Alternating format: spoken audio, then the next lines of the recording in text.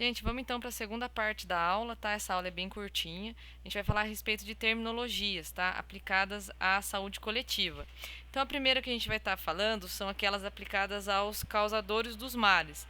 Então, eu tenho aqui, ó, o vírus do HIV, tá? O bacilo da tuberculose, o COVID-19, tá? Aqui eu tenho um protozoário, fungos e eumintos, tá? Então, todos esses são capazes de causar mal ao indivíduo. Agente etiológico é o causador ou responsável por uma doença, tá? Ele pode ser um vírus, uma bactéria, um fungo, protozoário, um euminto, tá? É sinônimo de patógeno, então eu já falei várias vezes para vocês a respeito dos patógenos, né? Agente infeccioso é o agente biológico capaz de produzir uma infecção, tá? Então, eu tenho aqui agente infeccioso e o agente etiológico. O agente infeccioso também pode ser um vírus, uma bactéria, um fungo, um protozoário, tá? Virulência é o grau de patogenicidade que esse agente infeccioso tem, ou seja, é a capacidade que ele tem de produzir casos graves, tá? De causar danos graves ou fatais aí ao indivíduo, tá? Infectividade é a capacidade que o agente tem de se alojar e de se multiplicar no corpo do hospedeiro. Então, aqui, no caso de virulência, é a capacidade que ele tem de produzir casos graves, dele agravar o quadro do indivíduo. E aqui é a capacidade que ele tem de se multiplicar, tá? No corpo do hospedeiro aqui. E a patogenicidade, que está citada aqui em cima, é a capacidade de um agente biológico de causar doenças, tá? Em um hospedeiro suscetível. Terminologias agora voltadas, né, para as vítimas e para os meios de contágio. Então, aqui eu tenho, né, a forma de transmissão da tuberculose, por exemplo. Aqui, né, das patologias, como, por exemplo, a amebíase, né, que tem a questão do solo contaminado, e aí a carne e a verdura chega até o indivíduo. Nós temos aqui o mosquito Aedes aegypti, né, que é o vetor de um monte de doença, e a transmissão aqui, tá, do HIV pela falta do uso do preservativo. Como um exemplo, a gente sabe que tem várias outras formas, tá? Então, o que é um vetor? Tá? Qualquer ser vivo que pode transmitir um agente infectante, tá? Casos como bactérias, vírus, parasitas e protozoários. No caso do vetor, ele transmite o patógeno de um hospedeiro para o outro, tá?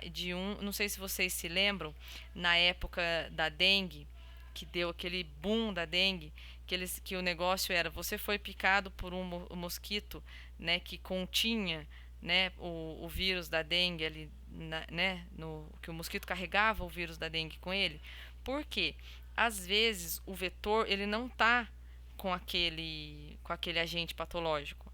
Tá? Então ainda tinha essa ainda. Tinha que tomar cuidado, né? Porque às vezes você tinha sido picado por um monte de mosquito, por um monte de pernilongo, de um monte de Aedes aegypti, e aí tava lá o vírus da dengue no meio, né, daqueles mosquitinhos que você foi picado. Então o vetor, ele transmite, né, o patógeno de um hospedeiro para o outro, tá? Então o que é o hospedeiro de fato? O hospedeiro é um organismo simples ou complexo, incluindo o homem, que é capaz de ser infectado por agentes específicos.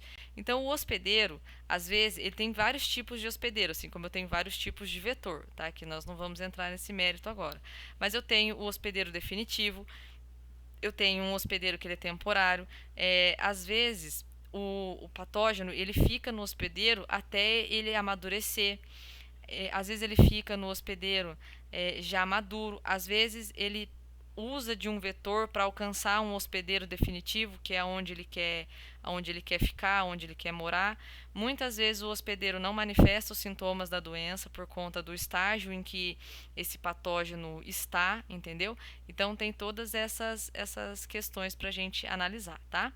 Via de penetração é a porta de entrada ou trajeto pelo qual o agente se introduz no novo hospedeiro. Por exemplo, a picada do inseto, né, através, né, da alimentação, pelas vias aéreas. Normalmente, as vias de penetração são as mesmas de eliminação. Então, no caso, por exemplo, da porta de saída, o agente etiológico, né, ele entrou pela via, né, digestiva, ele entrou pela boca, então normalmente ele vai sair também pelo trato gastrointestinal. Ele entrou através das vias respiratórias, ele vai ser expelido pelas vias respiratórias. E assim sucessivamente, tá?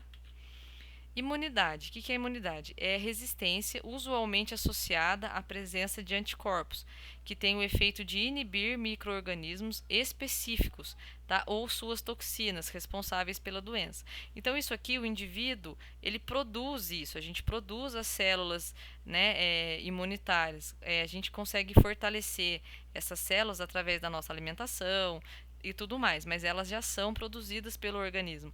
Agora, a imunidade ativa é aquela que se adquiriu de alguma forma, ou durante a própria o contato que você teve com o agente infeccioso e se curou, aí você automaticamente já ficou vacinado. A gente pode usar como exemplo a catapora e até o próprio coronavírus, né, que já foi dito que uma vez que você pega o coronavírus e você passa pela doença, né, aí muitas vezes manifesta poucos sintomas. A gente sabe que tem um monte de gente que está em isolamento, passando por isso, que não necessariamente precisou dos ventiladores mecânicos. Essas pessoas já estão vacinadas contra o coronavírus, tá?